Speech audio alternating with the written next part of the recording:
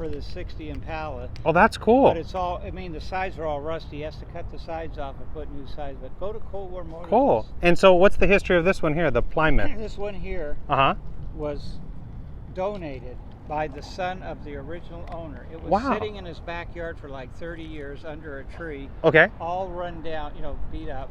And they gave it. Oh, is it okay if I have you on audio? Huh? It's okay if I have you on audio? Yeah. Okay, yeah. No, I just want to be... Okay, go ahead. Anyway. Go ahead. So I'm going to get... the museum got the car and it needed... The museum had it repainted. Okay. And they found upholstery that matched the door panels pretty close. And I don't think they had to do too much engine work. But they redid the car and got it restored. And then they had the son come back that had donated it. And he actually was crying because he was so happy to see this car all fixed up that his dad bought new. Oh, wow. Okay, let's take a ride. This is one of my favorites. This is what year? 1956 Plymouth Belvedere. 1956. Two-door hardtop. Okay, cool. This was actually the cheapest car you could buy in '56. Really? Cheaper than a Chevy or a Ford. Okay. They don't make this car anymore, huh? No, they stopped about 2004, something like that. Okay. They found out that it's competing with Dodge. Oh. That's why GM did away with Oldsmobile and Pontiac. They said, why have cars competing with each other? Makes sense. Okay, cool. So is this the only car that you can take a tour in? No. You have a couple cars. Rotates every week. Oh, okay. This is one of their trouble-free cars. Trouble-free? Never has trouble. Okay. Old cars have trouble. Yeah, of course. Okay, this is really cool. So this is a 1956 Plymouth Belvedere. Okay, cool. See how the upholstery kind of matches the door panel. That's the original upholstery. That's cool. And this was the first year of push-button drive. Push-button drive. All Chrysler products in '56 had push-button drive. Wow. And you had to set the parking brake because there was they didn't have a parking gear. Okay. They didn't come out with that until the early '60s on these cars. Wow. So you see, you push drive, and this is in '56. They had push-button drive. Wow. And their advertising was just push a button. Just push a button. That's kind of what we have now. Yeah, I mean, things come back. Yeah. That's cool. And I noticed there's no seatbelts in this car, huh? No. So they didn't. What year did seatbelts become a thing? Do you know? Seatbelts, front seat. I think front seat was 65. Okay. And back seat was 67. Wow. They had to put them in. They didn't become lauded wear till in the 80s. Really? I would say about 85. Don't get me quoted on that, but somewhere in that period. And of course, there were people that fought it. They said that the government's not supposed to tell me what to do.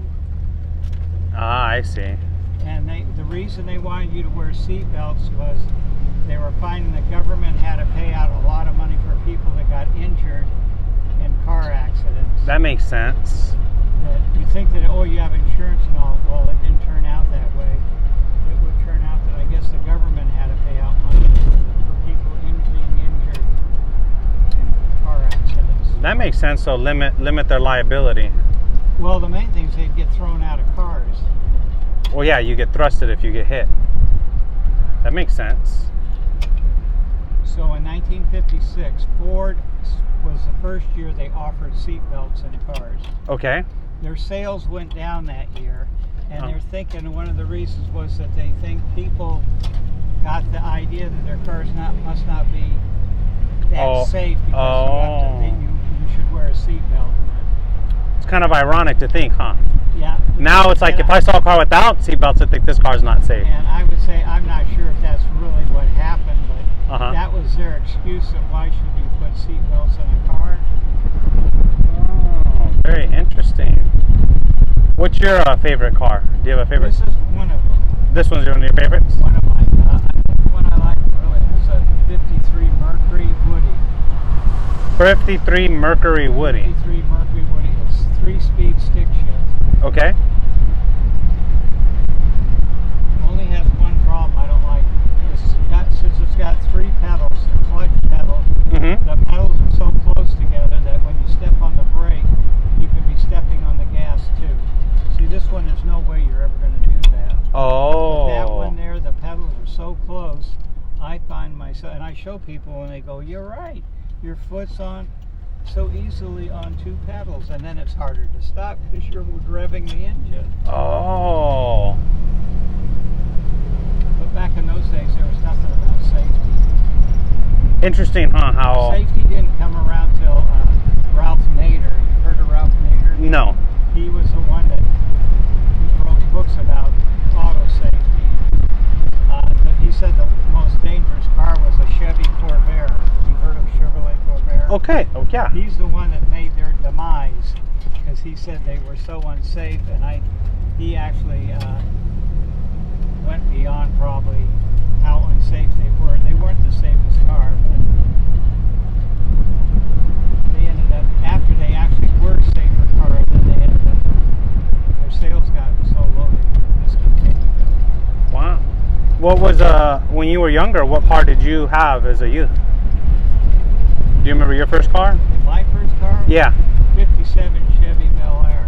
57. That's a classic car now. That's the car. I love that car, but for some reason my dad didn't want me to have it. Oh. I was going to pay him for the car, and he made a story up that the insurance wouldn't let me, wouldn't insure it for me.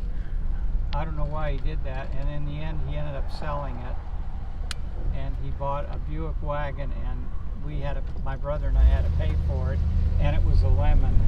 Oh. Everything went wrong. It even rolled down the hill twice. Oh wow. The park didn't hold on it. Oh. Maybe he knew something about you didn't know. He didn't know it, but he didn't know. If we had that Impala, I would have still had it. It'd be worth a lot of money today.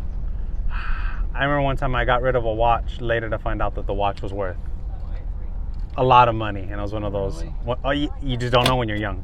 I sold it. I needed some quick money. In this car, I don't know if I told you, you have to put the parking brake on because there's no parking gear in this car. There's only drive, neutral, and reverse.